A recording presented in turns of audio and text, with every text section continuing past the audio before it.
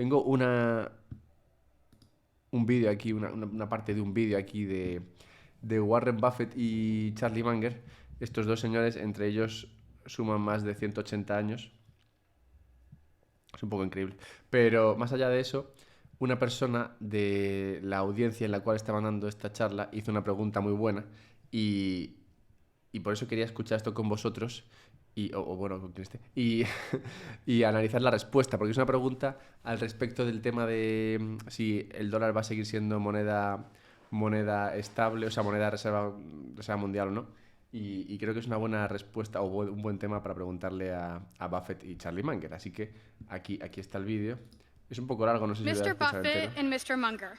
Hi. Me gusta que es una chica pequeña la que pregunta. I'm 13 years old, and this is my 6th annual Berkshire Hathaway Shareholders Meeting.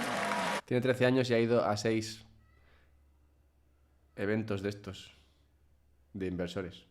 O sea, empezó a ir con 7 años. Yo no lo entiendo, pero bueno. Eso lo pasa en Estados Unidos.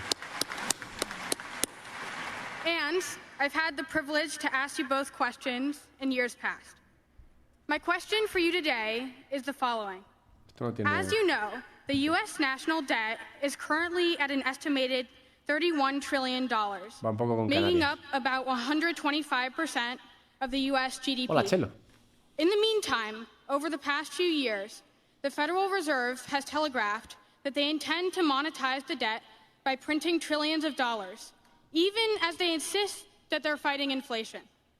Already, other major economies in the world, such as China, Saudi Arabia, and Brazil, are moving away from the dollar in anticipation to attempt to shelter ourselves from what's beginning to look like the beginnings of de-dollarization. Bueno, está preguntando por el tema de la de-dolarización, que es un temazo, esto siempre sale. De hecho, llevamos como un mes hablando de estas cosas que realmente no van a ningún sitio, yo creo, porque en el momento presente el dólar sigue siendo la moneda de reserva y no tiene mucha pinta de que esto vaya a cambiar. Pero bueno, le pregunta qué opina de la de-dolarización a Warren Buffett y Charlie Munger. La aplauden porque es muy bueno. I should ask you to come up here and answer some questions. I mean, it's very interesting. I mean, we are the reserve currency, and I see no option for any other currency to be the reserve currency. And I think that nobody understands the situation better than Jay Powell. And but he's not in control of fiscal policy, and every now and then he drops a few hints.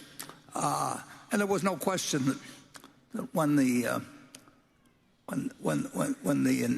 pandemic broke out, I mean, it was a semi-war-like situation, but nobody knows how far you can go with the paper currency before it gets out of control, and particularly if you're the world's reserve currency. Nobody knows the answer to that.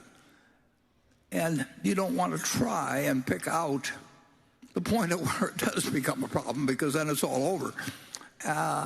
And I think we should be very careful. I mean, you know, we all learned Keynesianism, and we applied it in World War II to the advantage of the country, and we did everything we could to prevent inflation during the war. And then the war ended in August of 45. And I think in January 46, and I'm not giving you exact figures at all now, but in January 46, I think the rate of inflation was at something like 1% or thereabouts. And by the end of the year, I think it was at like 15%. And again, I'm doing this hay una frase que dice que memories, but que es la que quiero oír. ¿Qué pasa, llega tronco? It's easy for America. ¿Qué pasa? Mi primera vez en Twitch. Gran nombre. A lot.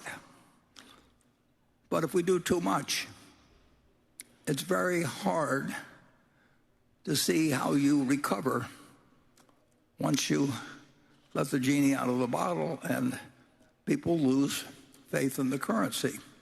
And they behave in an entirely different manner than they do when they feel that if they put some money in the bank or have a pension plan or whatever it may be, that they're going to get out something with roughly equal Venga, dale, purchasing Warren. power. And it just changes the economy, and all kinds of things can happen then. And I can't predict them, and nobody else can predict them, but I do know they aren't good. And we will see.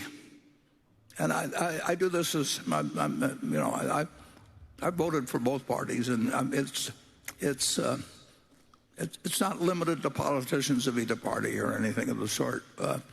Everything. We can't all be Isaac Newton, but you can't go around pretending you do or making decisions on it. And we are not as well off in relation to curbing inflation expectations, which become self-fulfilling. And we are not as well off as we were earlier. And Berkshire is better prepared than most investments for that kind of a period. But I said this in the annual report, but we aren't perfectly prepared because there's no way to perfectly prepare. You don't know what course of action will occur. And